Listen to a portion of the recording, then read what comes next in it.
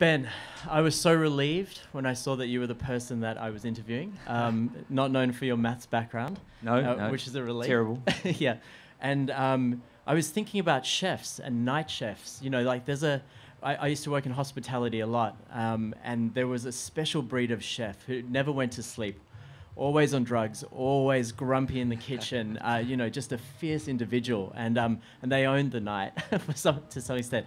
And you are not that. You're revered as the nicest, healthiest, most well-spoken professional man in the industry. So I feel like about that, but well, you know, you're right in some regard, because hospitality has been kind of a haven for the disenfranchised of society. You know, it's been a refuge for anybody who doesn't have a qualification and can't get one, who's recovering from addiction or depression, who's had a hard upbringing. Yeah. Hospitality was that place where people would come and be accepted, no matter of their cultural background or their beliefs. You come into a kitchen and you work hard. It doesn't matter who you are or where you're from. It only matters that that you bond with the people that you're with, because it's such a intense, hot, claustrophobic environment. And you just work such long hours that you become kind of very close with these people. I work with my staff more than I see my staff far more than I ever see my family. And that's a fact. I mean, it's amazing watching a well-groomed kitchen. There's a code of conduct there. There's no margin for error, and it's I suppose to the untrained eye, it's hard to see how creativity flourishes within that, because it seems so mechanical. But obviously, it's a creative industry. Absolutely, and there's creativity, and there's repetition, and there's consistency, and all of those things need to be in unison to work in a successful business and hospitality. And I think that's what wears a lot of people down too, is the fact that you can kind of do anything that you want in a restaurant if you're the boss of it, or the owner of it, or the director of it. But at the same time, that thing has to be produced over and over and over and over and over again at the same level for you to be successful. Just going back a point, I'm interested in this kind of paradigm shift in hospitality, maybe away from the kind of reprobates into it's such a fierce business. Customers have high expectations. There's huge money involved in a lot of restaurant enterprises. Do you still find it in you to place people that are kind of outsiders, that have a little bit of aggression that needs working out, or that kind of old character that you were describing? Yeah, sure, we do. But at the same time, because our restaurant's been running for 10 years, and it's got a very checkered past. There was 5 years of intense and incredible hardship. Nearly going broke. 4 or 5 times, and then working too much, disconnecting with my family through working too much, breakdown in relationship with my business partner, and this was all kind of brought on by very difficult staff at the time, and this led to me suffering from depression, and this this sort of intense kind of environment. All of these things had built up on top of me, and coming out of that, that darkness.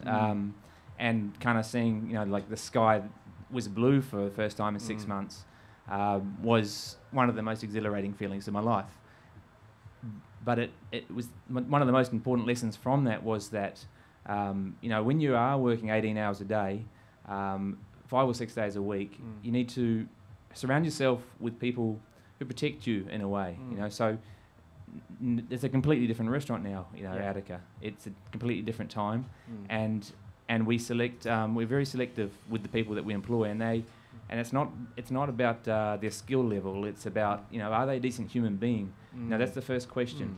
Are they prepared to put in the work, but are they what we would call a quality human being? So a typical example is recently a young man called Ganam, come from Punjab. Had been working for me for 6.5 years. He came off the street. He'd been in Australia for 1 week, and he came along and he had a piece of paper which said, "We'll wash dishes." Ganam at the time didn't speak any English at all, so one of his flatmates had written that, in English on this piece of paper, and this was like a dark time at Attica, and we just needed a kitchen hand, so we put him in the sink immediately, and he started washing dishes, and he he was the world's worst kitchen hand. He was like, you know, by some margin. But we weren't the world's greatest restaurant either. You know, Yeah. so it was you know, an average restaurant and a very average kitchen hand and a young chef who was trying to run this business and trying to achieve all these goals and dreams and support his family, and at the same time, you know, he toiled in the sink and he was just hopeless. And I didn't realise at the time that he'd never actually worked a day in his life.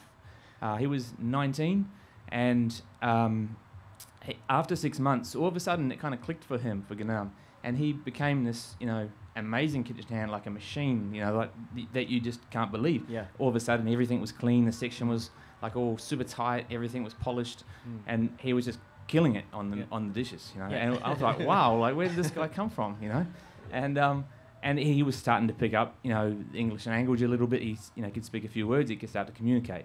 And but pretty much for 4 or 5 months, he didn't say anything to us at all.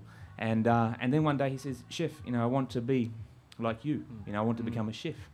And I said, "Well, Ganam, you know, the people around you know, they have done things. They've made sacrifices to get the positions that they're in. They've gone to university, or they've gone to." Chefs don't really go to university, but they've gone to Polytech, as I would call it in New Zealand, and they've done apprenticeships, or they've just worked in good places, you know. And so, you know, I said, you maybe need to consider doing one of those things, you know. And he came back to me the next day and he said, I've thought about what you said. He said, what I actually want to do is I want to come in, because he used to start at 5. He said, I want to come in the time that you start every day, you know, at 8 a.m. I want to work with you from 8 till 5, and I want to learn to be a cook, and I will do that for free, and you will train me. And I said, well, that might take a long time, you know. And Ganam said, well, I don't care. I'm prepared to work until, you know, you say I'm ready. So Ganam starts, and each day we teach him, you know, to make macaroni and cheese, and then we teach him, you know, from that now he knows how to make a cheese sauce, so he can. You know, he can carry that on to making lasagna. And then he learnt to make dal. You know, he never knew how to cook any dishes from home. He learnt to make all kinds of different curries. He learnt to make naan bread. You know, as a young male from Punjab, his mother and his sister had done everything for him. And so, you know, 1.5 years, and he started to pick up, you know, jobs. He started with peeling shallots and garlic, and then he started, you know, making things from shallots and garlic, and then he started plating things that he'd made from shallots and garlic. Yeah. And he became stronger and stronger. And the whole time, he had this incredible presence, this incredible vibe, you know, this goodness. And we nicknamed, you know, like our talisman. You know, he's just a, you know, an internally good spirit who just is always so positive and never ever down. And so this continued on, and then until, you know, he was killing it now on the food as well as in the dishes. And he basically come out of the sink, and he became a commie chef, and we got a new kitchen hand, a friend of Ganam's, Sonny, and so he then, you know, was a commie chef, which is a very, you know, low rank, but still is a cook. You know, he's making the basic preparations. He's not in charge of a section. He rose up from there to being you know, the next person down from the boss on a section.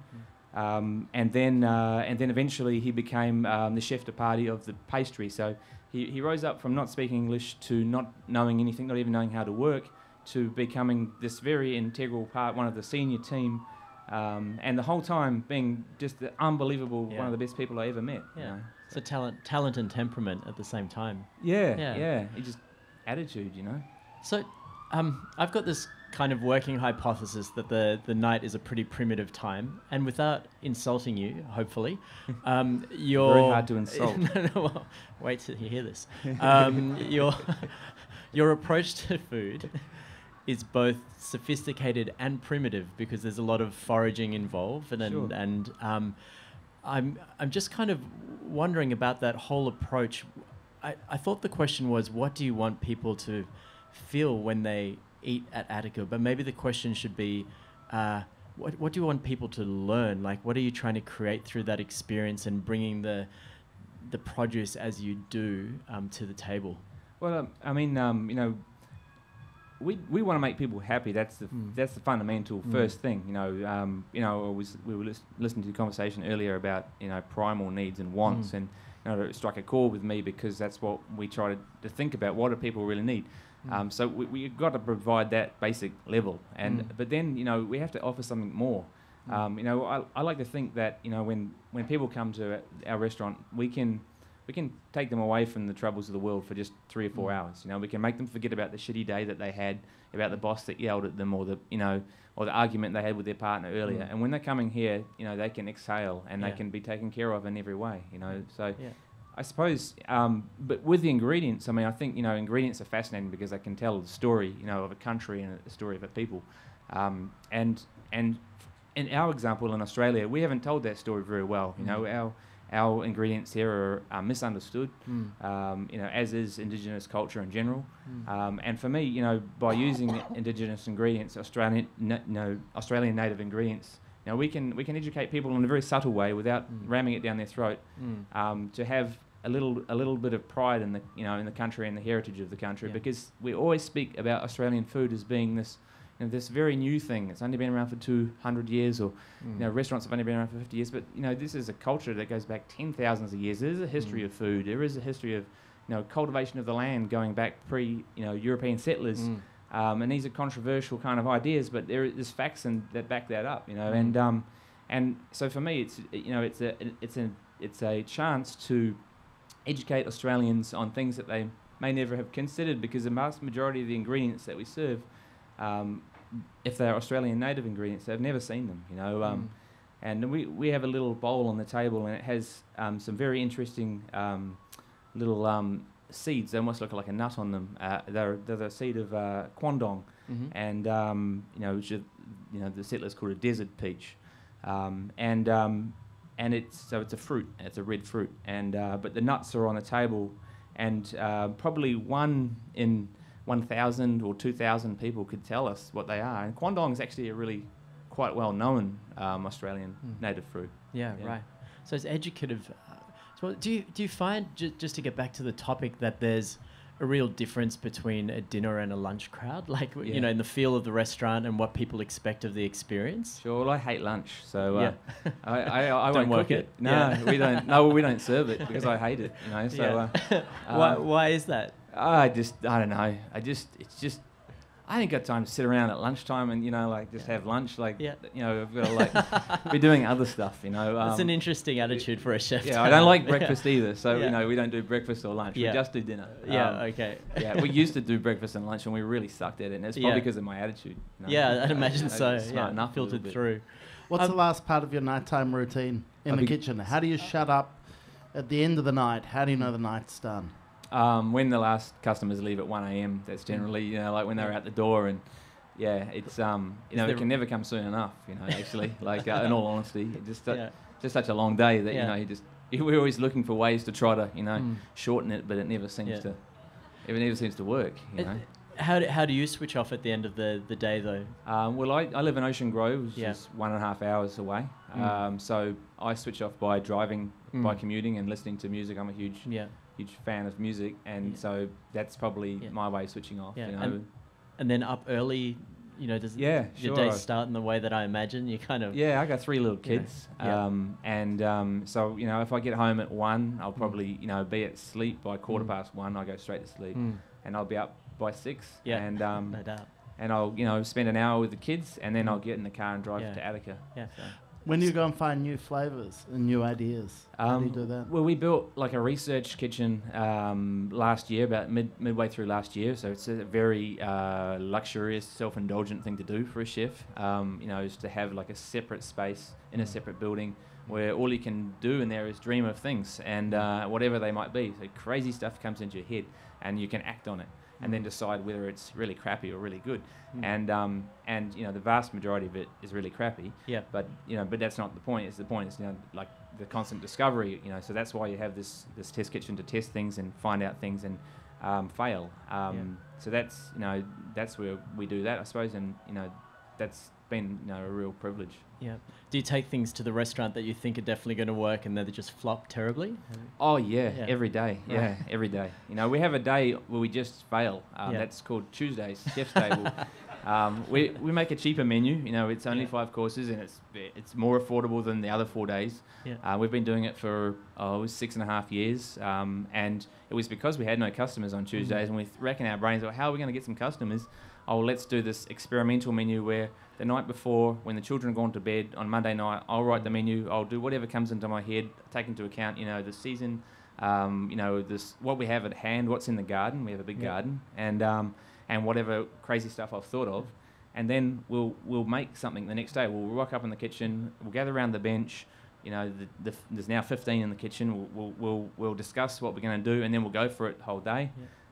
And then, you know, our customers, who are our willing guinea pigs, will come in and have our successes and our failures. Ben, I don't want to critique your business acumen, but the answer to the question, why don't we have any customers, isn't tell them that it's a disaster. That's another way to sell it. Well, sell it. Selling people like seeing people fail a little bit. They do, and that's why we watch reality TV. That's right, you know. I'd like to see people fail over 5 courses. Well, that's right, you know. Yeah. Ladies and gentlemen, join me in thanking Barrie Barton. Thank you.